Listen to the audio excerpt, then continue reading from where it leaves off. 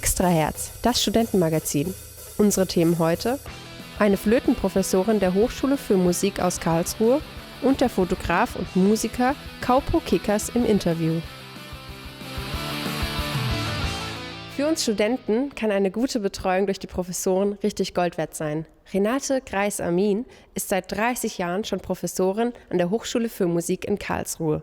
Grund genug für meine Kollegen aus dem Musikjournalismus, sich mit ihrer Arbeit und ihrem Leben als Professorin auseinanderzusetzen. Renate Greis-Amin. Sie ist Flötistin und Pädagogin zugleich. Seit 30 Jahren unterrichtet sie an der Hochschule für Musik Karlsruhe. Die Flöte hat sie in ihrer Jugend für sich entdeckt. Es wurde immer musiziert zu Hause. Ich habe dann ganz viel Symphonien gehört und mein Bruder, der Ältere, hat immer Schallplatten gehabt. Und da haben wir abends Karajan mit Vierte, Tschaikowski und solche Sachen gehört. Dann hörte ich immer die Flöte. Oh, schön. Oh, das möchte ich mal spielen. Also das war natürlich der Hauptauslöser. Ich möchte mal ins Orchester. Das ist noch heute so. Energiebombe. So positiv und wie gesagt, Energiebombe. Als Frau, als Mensch, als Musikerin. Ja. Als Soloflötistin hat Renate Greis-Amin 5 Jahre im Philharmonischen Staatsorchester Hamburg gespielt. Vor 30 Jahren nahm sie die Herausforderung als Professorin an der Hochschule für Musik Karlsruhe an. Ihre Studenten beschreiben sie als voll mit Charakter, Begeisterung für die Musik. Appassionat. Hat sehr starke Nerven. Ja, puis-je avoir une fois? Wenn man diese Bassflöte, wenn man diese Bassflöte wie eine Flöte oder ein Piccolo behandelt, dann spielt sie auch wie ein Piccolo. Dann hat sie nämlich keinen Ton. Tu comprends?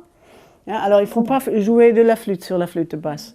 La flûte basse a une autre tension de l'embouchure.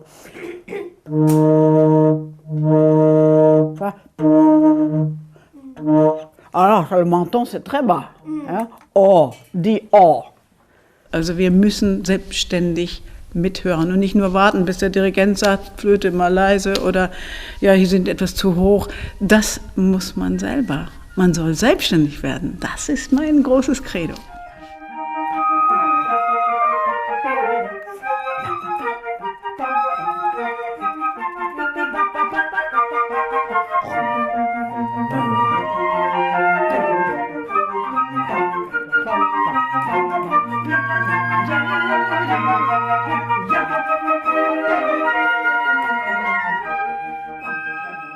Sie ist anspruchsvoll und ja, weil sie sich selber nicht schont sie vielleicht die anderen auch nicht.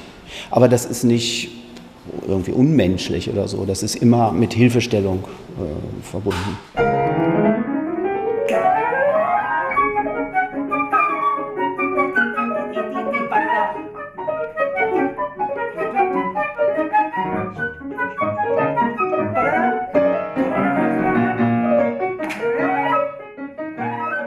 Intensive Unterrichtsstunden erfordern viel Kraft. Neue Energie schöpft Renate Greis-Amin aus der Natur. Draußen zu sein ist ein wunderbarer Ausgleich für sie. Schon als Kind lernte sie die Natur lieben und kletterte mit ihrem Bruder oft auf Bäume.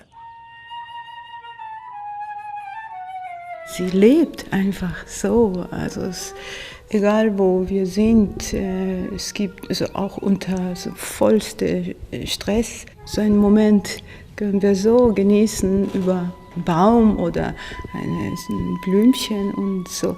Das ist so schön. Nächstes Jahr geht Renate Greis-Amin in den Ruhestand. In ihrem Abschiedskonzert bedankten sich ihre Flötenklasse und ihre Kollegen liebevoll.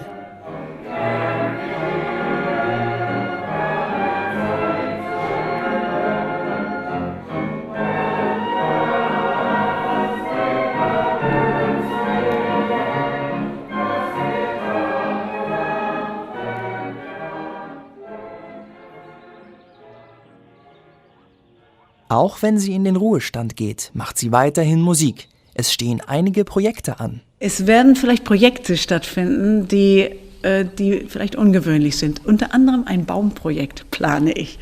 Apropos Bäume, weil dieses Thema Baumwesen, ich glaube, da kann man was mit der Musik noch mehr machen. Es gibt auch schon so was Ähnliches, aber meins muss so sein. Vielleicht werde ich sogar auf den Baum steigen müssen, um von da oben herunter zu spielen. Das hat es noch nicht gegeben.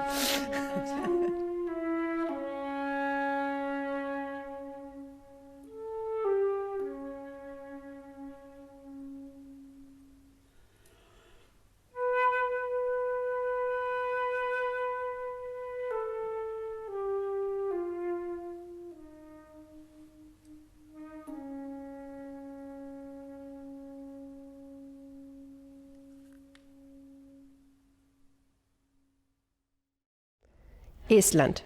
Dieses Land hat so nur 1,3 Millionen Einwohner und dennoch kommen davon ganz viele hierher nach Karlsruhe, um hier zu studieren. Das Festival Apropos Eesti beschäftigt sich ein ganzes Wochenende lang nur mit der Kultur aus Estland. Dieses Jahr mit dabei der Musiker und Fotograf Kaupo Kikas. Meine Kollegen haben ihn getroffen und mit ihm über seine Arbeit geredet.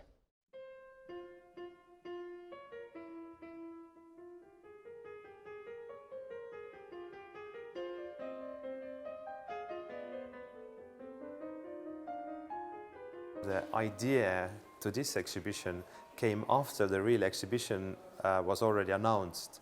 So it's like sound and the silence, because if you look these treescape works, they are very silent and they are very kind of quiet, and they talk to you in their very specific manner.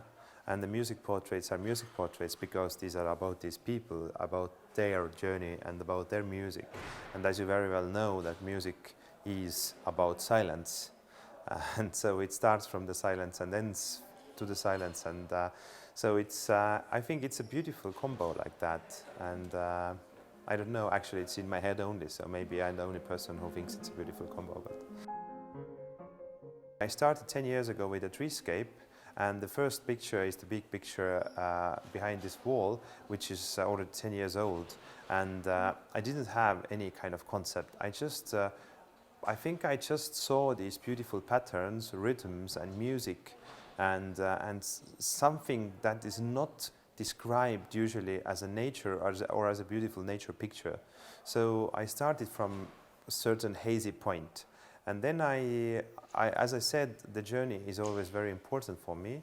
And actually it took like 8 years to find out, or actually 7, to find out that yes, there is something. I'm just kind of experiencing something in the forest with the trees, and I need to somehow fix it or catch it or kind of make it mine.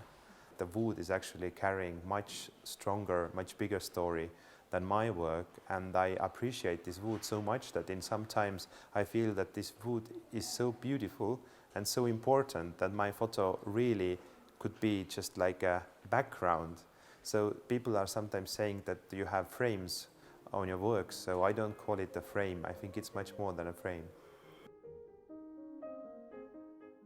In the Music Academy, I already had these two lines, parallel lines, and I needed to decide that do I stop dreaming about photography and go on very seriously with music, or vice versa.